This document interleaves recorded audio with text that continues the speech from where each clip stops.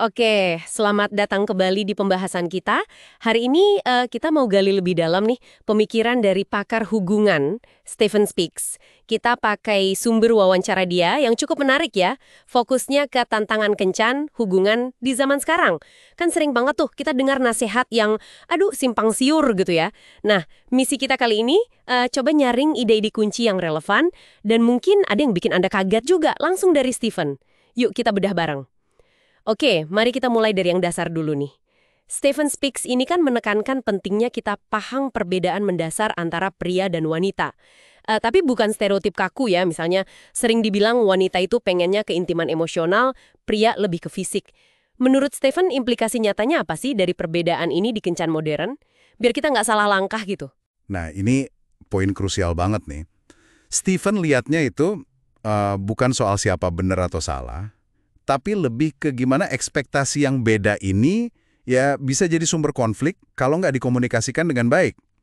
Diamati nih misalnya, fokus ke fisik buat sebagian pria itu mungkin bukan cuma preferensi aja, tapi kadang cara mereka terkoneksi karena mungkin kerentanan emosional itu terasa lebih, gimana ya, berisiko di awal-awal.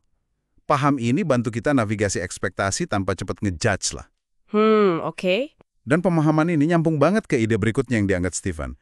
Pentingnya penerimaan diri. Penerimaan diri. Gimana tepatnya tuh? Menerima diri sendiri, misalnya ambisi besar kayak contoh Stephen sendiri itu.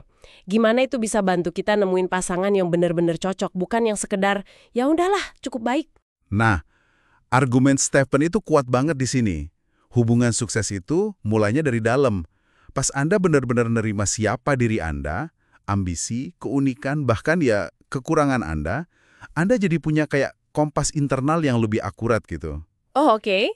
Anda nggak lagi coba, gimana ya, ngecilin diri biar diterima orang, atau sebaliknya, cari pasangan buat ngelengkapin bagian diri yang Anda nggak suka. Stephen cerita, pas dia nerima ambisinya, dia jadi tahu persis dukungan kayak apa yang dia butuhin, pemahaman gimana yang dia cari dari pasangan. Jadi, pencariannya lebih terarah ke keselarasan sejati, bukan cuma ketertarikan awal aja.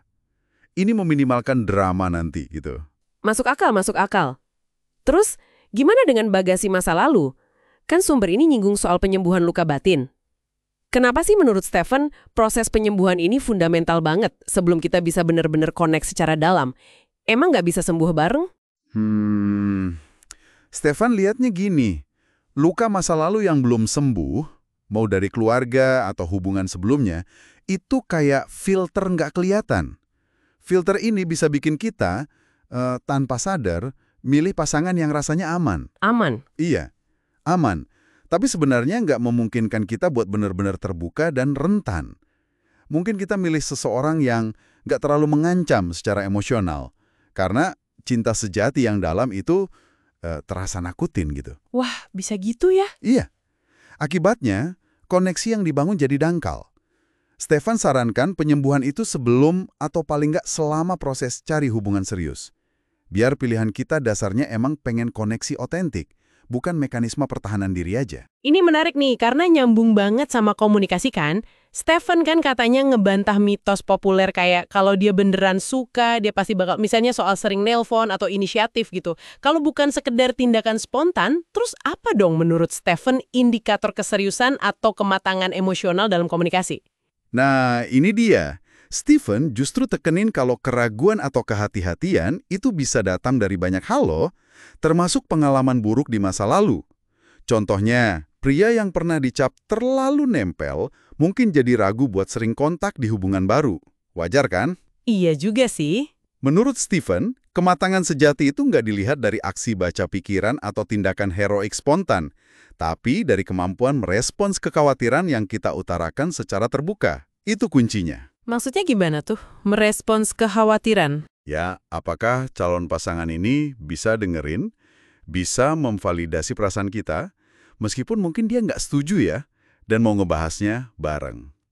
Nah, itu tanda keseriusan dan kematangan emosional yang dicari. Bukan sekedar asumsi berdasarkan mitos-mitos tadi. Wah, oke.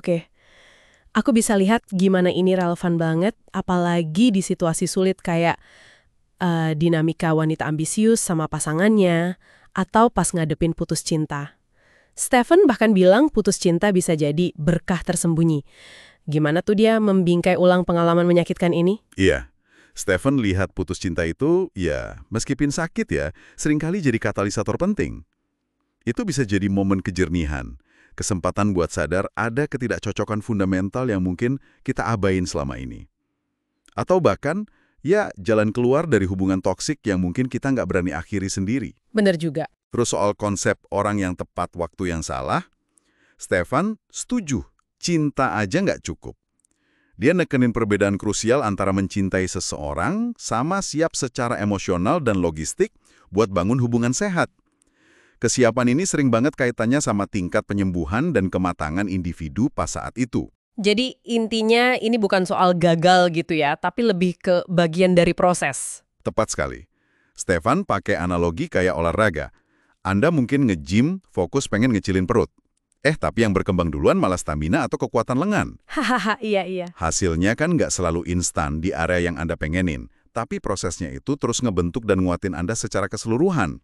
Jadi pesannya, ya fokus aja sama pertumbuhan diri yang berkelanjutan, belajar dari tiap pengalaman, dan tetap terbuka sama prosesnya. Jangan terlalu kepaku sama hasil akhir di tiap tahap. Oke. Jadi kalau kita rangkum sedikit nih, wawasan kunci dari Stephen Speaks yang kita bahas ini intinya soal pentingnya nerima perbedaan secara realistis. Terus prioritasin penerimaan diri sebagai fondasi, lakukan penyembuhan luka batin biar nggak salah pilih, kembangin komunikasi yang matang, yang lebih dari mitos-mitos populer, dan juga ya membingkai ulang tantangan kayak putus cinta sebagai bagian dari pertumbuhan. Gitu ya. Bener banget. Dan mungkin sebagai penutup nih, ada satu pemikiran buat Anda bawa pulang dan renungkan. Kita kan sering fokus ya, nyari pasangan yang tepat. Tapi berdasarkan obrolan kita ini, seberapa besar sih fokus yang perlu kita alihkan buat secara aktif menjadi pasangan yang tepat? Lewat penyembuhan diri, pengembangan kematangan emosional, komunikasi yang lebih baik, lepas dari status hubungan kita sekarang. Terus, apa sih makna siap menjalin hubungan buat Anda secara pribadi setelah dengar perspektif ini? Sesuatu buat direnungkan lebih lanjut.